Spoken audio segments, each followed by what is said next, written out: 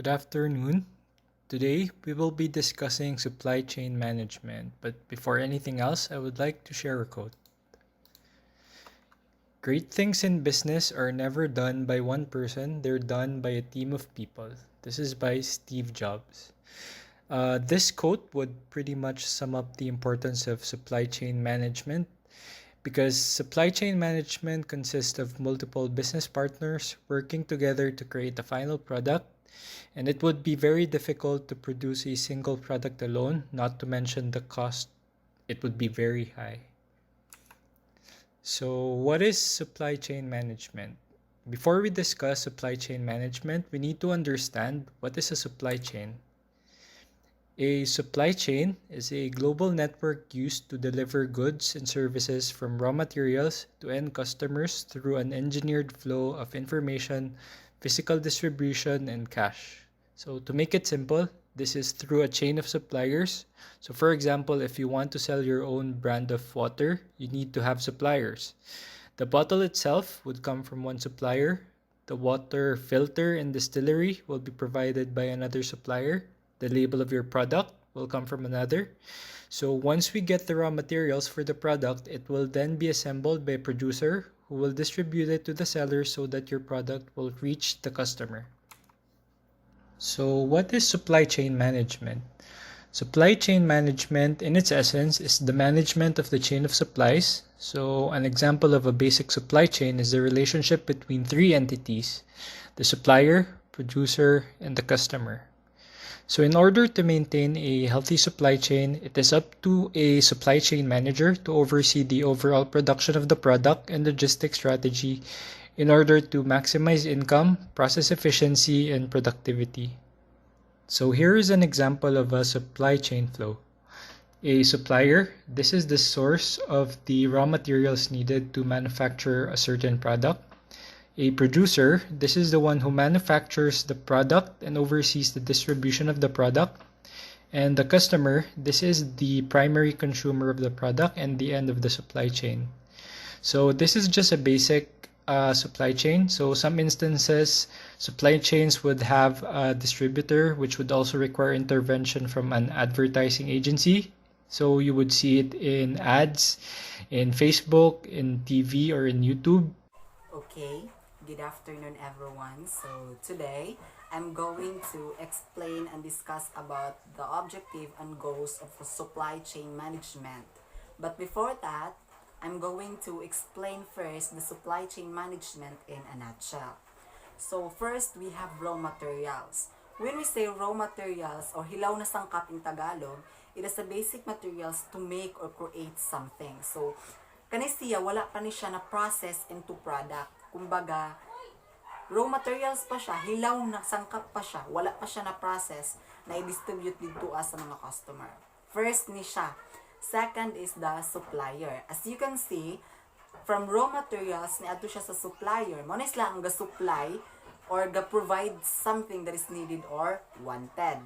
Sila ang ga-supply from raw material, gikuha nila, sila ang nag-supply para i-manufacture. This is the third one, manufacturing.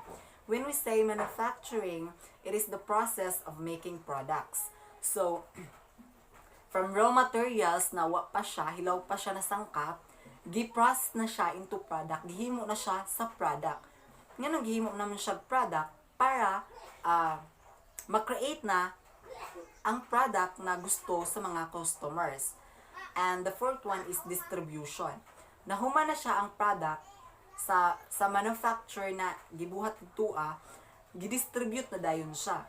Deliver something to people. So aha man pud siya i-distribute. I-distribute siya sa retail location. Muna siya ang panglima.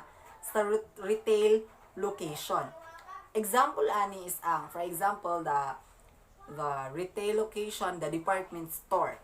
So, i-distribute nila sa retail dito sa location, sa department store, para ang customer, ang consumer, mo'y mupalit na po dito Sila na mo dito para ma-satisfy or mapalit nila ang ilang needs or wants. Okay? That is the supply chain management in a nutshell. So, after that, I am going to explain the goals and objectives of SCM. Okay? Earlier, I discussed about the nutshell of SCM. Today, this is the continuation. But I am going to explain the goal and objective of SCM. First, the goal. First, we have the rapid demand fulfillment. When we say rapid demand fulfillment, it's a business term which describes the process of meeting a customer's demand for product or services by fulfilling their request. So, rapid, pas-pas, ang demand na ma-fulfill sa usa ka tao. Ma-fulfill sa usa ka customer. Kung ang demand, dili siya ma-fulfill, so mahitabo na ay shortage. Ang customer maglisod siya og palit sa iyang gusto o sa iyang kailangan. So, the best solution ani, ang manufacturer ang nag-create siya og product na ma-fulfill ang demand. Kay kung ma-fulfill siya, so ang customer makapalit gyapon sa iyang gusto, sa iyang kailangan.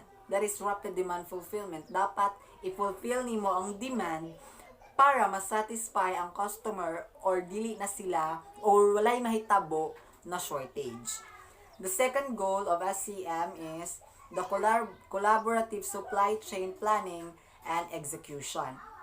It is defined as two or more autonomous firms working jointly to plan and execute supply chain operation.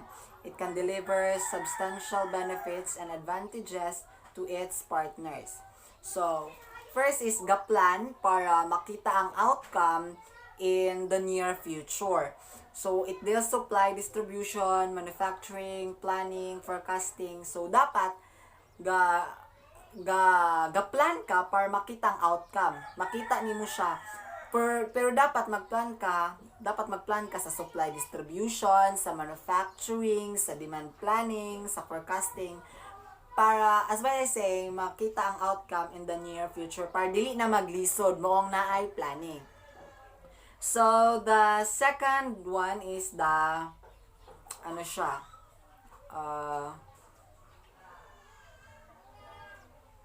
the execution. To guide the physical production or storage and movement of raw materials. So, it is collaborate to determine production, the capacity, the constrained capacities, and calculate a production plan which satisfy all requirements. So, importante gyud na mag-collaborate ang planning ug ang execution kay para maayo ang outcome, nindot ang outcome sa sa SCM, sa supply chain management. Okay. The third goal is the customer value goals. It is the perception of what a product or services it's worth to a customer versus the possible alternative. When we say worth makita sa customer ang worth sa usa ka product, ma-feel nila ang benefits of services o unsang iyang nabayaran. Di ba mo gyud ang gipangita nato na bahalag mahal ang sa ka-product basta kay masatisfy ta worth ang atong gipalit na product or services.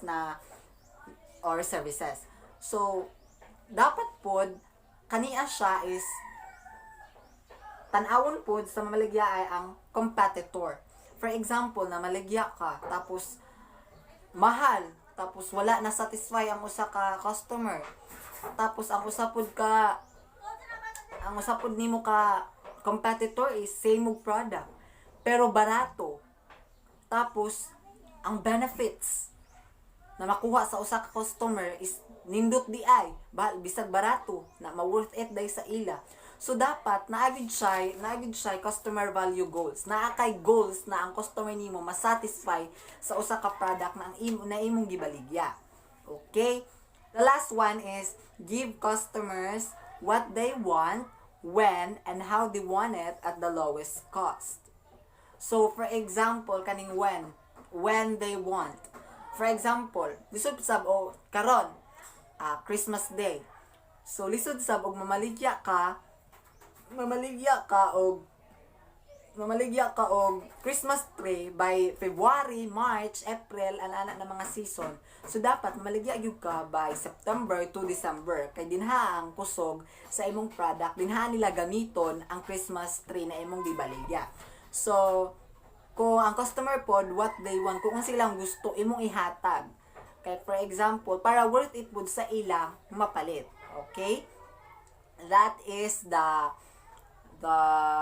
the goal of supply chain management. Okay, this is the continuation of the goal and objective of SCM. So today, I'm going to explain the objective of SCM. First, we have the effective distribution and channel partnerships distribution. Okay, it is that this channel are important to businesses as they allow for the smooth delivery of goods or services to a customer. So, importante jud ang distribution or the channel partnership distribution. Okay. For example, gi-distribute nimo ang usa ka product sa retail location. Tapos dili smooth ang pag-deliver nimo dito ang pag-distribute nimo sa product. So pag maabot na sa retail location, mupalit na ang mga tao. So pagtanaw nila sa product na dili siya masatisfy kay nangadaot na, for example nangabuak na kay kung ang yang i-deliver is mga mabuako na mga products. So dapat ang pag-distribute is okay siya. Dapat smooth ang pag-distribute para ang customer na mupalit is masatisfy. Masatisfy sila sa product na ilang paliton. So another example here is, diba this pandemic, we are in lockdown.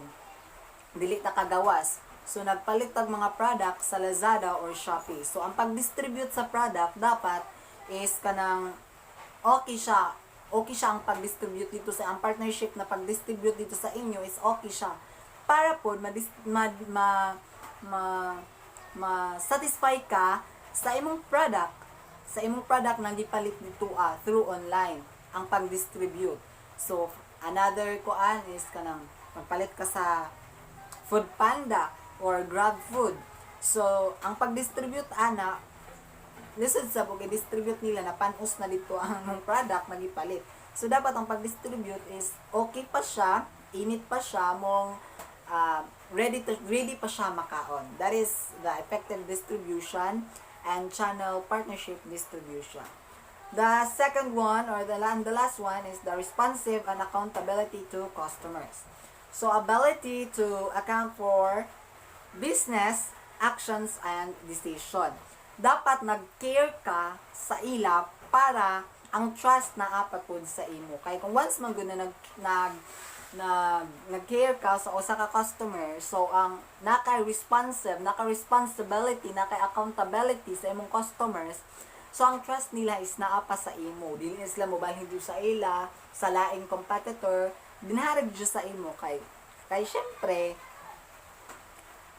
responsive man ka, accountability man ka na pagkatao. So, ang customer manatili din sa inyo. Okay, that would be all and I hope you understand what I am discussing about. And I hope you understand very well. Thank you.